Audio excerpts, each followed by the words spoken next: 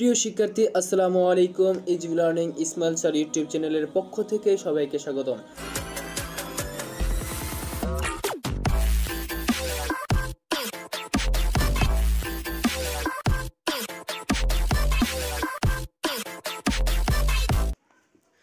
HSC 2025 সালের ময়মনসিংহ বোর্ডের ইসলাম শিক্ষা দ্বিতীয় পত্র সেট গ এর এমসিকিউ সমাধান। 1. অধ্যাপক রেজওয়াল করিম নিম্নোক্ত আয়াতটি তেলাওয়াত করেছেন। সুমুন বুকমুন ফামলা ইয়ারজুন। অধ্যাপক রেজওয়াল করিমের তেলাওয়াতকৃত আয়াতের কাদের বৈশিষ্ট্য কথা বলা হয়েছে? ক. কাফিরদের। 2. উক্ত আয়াতে বর্ণিত ব্যক্তিদের পরিণতি হলো তাদের অন্তঃকরণ ব্যতিগ্রস্ত হবে, তাদের জন্য রয়েছে ভয়াবহ আযাব। ক. 1 আর 2। 3. কোন ইবাদতকে মুমিনদের মিরাজ বলা হয়েছে? ক. সালাত। কুরআন বুঝতে হলে কোনটি অধ্যয়ন করতে হয়? খ. হাদিস। 5. মুয়াত্তা গ্রন্থের প্রণেতা কে? গ. ইমাম মালিক রাহমাতুল্লাহ আলাইহি। 6. কোন দিক দিয়ে মুমিনগণকে একটি দেহের সাথে তুলনা করা হয়েছে? পারস্পরিক করুণা প্রদর্শন, পারস্পরিক প্রেম ভালোবাসা, পারস্পরিক সহানুভূতি প্রদর্শন। ঘ. সবগুলোই। 7. রাসূলুল্লাহ সাল্লাল্লাহু আলাইহি ওয়াসাল্লাম এর বাণীর উপরের হাত নিচের হাত হতে উত্তম। উক্ত হাদিসে উপরের হাত বলতে কি বোঝানো হয়েছে? দাতা। খ. 8. মানব জীবনে মারাত্মক ঘৃণিত কাজ কোনটি? ঘ. ঘৃণা। 9. আলেমের উদ্ধৃত আয়াত খলিফা দ্বারা কাকে বোঝানো হয়েছে? ক. আদম আলাইহিস সালাম। 10. কালেমার বক্তব্যে ফেরেশতাগণ ব্যর্থ হয়ে কি বলল?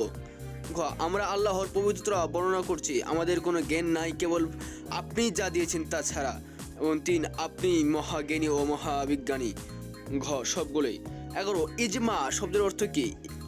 ক. ঐক্যমত্য পোষণ করা। 12. ইজমা এর রুকন কয়টি?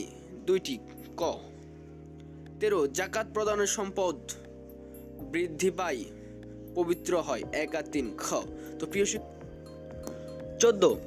আমরা সবাই এর উপর একমত, এটি কোন পর্যায়ের ইজমা? ঘ. তাকরিরের ইজমা। 15.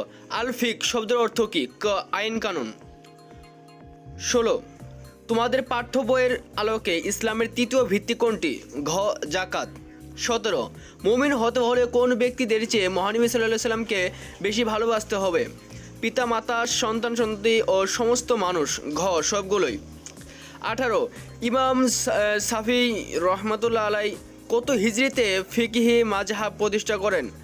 গ. 195 হিজরিতে।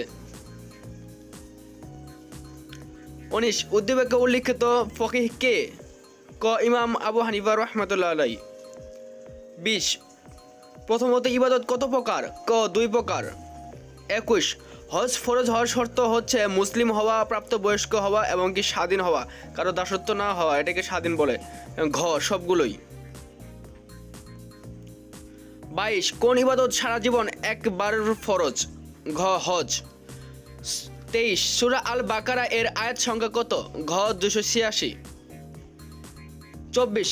আল্লাহর জিকির দ্বারাই মানবাত্মা সমূহ প্রশান্তি লাভ করে থাকে, এটি আদর্শ জীবনের কোন পর্যায়ে ঘটে থাকে? এটি ব্যক্তি জীবনে ঘটে। ক. 25. কোন মৌলিক ইবাদতটি মানুষকে নেতৃত্ব শেখায়? ক. সালাত। 26. কোন ইবাদতের অনুপস্থিতি মানুষকে কাফির বানায়? সালাত। যে ব্যক্তি সালাত পড়ে না সে তার কাফিরের সমতুল্য। 27. আবিদ সাহেব প্রথমত কোন ইবাদতটি পালন করেন? গ. সাওম। 28. জনাব আবিদ সাহেবের দ্বিতীয় ইবাদতের ফলে আল্লাহর নৈকট্য অর্জন করা যায় এবং কি সামাজিক সম্প্রীতি অর্জন করা যায়। 1 ও 3। খ. 29. মানব জীবনে ফিকহ শাস্ত্রের প্রয়োজন হওয়ার কারণ হলো এতে জীবনের সকল সমস্যার সমাধান রয়েছে, কোরআন হাদিসের অনুসরণ রয়েছে, জ্ঞানের পরিধি বৃদ্ধি পাওয়ার সুযোগ রয়েছে। ঘ. সবগুলোই। 30. কলেজের ছাত্র ফাহিম তার বন্ধুকে ছুটিতে কক্সবাজারে যাওয়ার কথা বলে পিতার সাথে খুলনা চলে যায়, এজন্য ইসলামী দেশে সে বিবেচিত হয় একজন মুনাফিক হিসেবে। গ. তো প্রিয় শিক্ষার্থী, এই ছিল ময়মনসিংহ বোর্ডের ইসলাম শিক্ষা দ্বিতীয় পত্র এমসিকিউ সমাধান। পরবর্তী এমসিকিউ সমাধান পেতে আমাদের easy learning Ismail sir YouTube চ্যানেলটি সাবস্ক্রাইব করুন।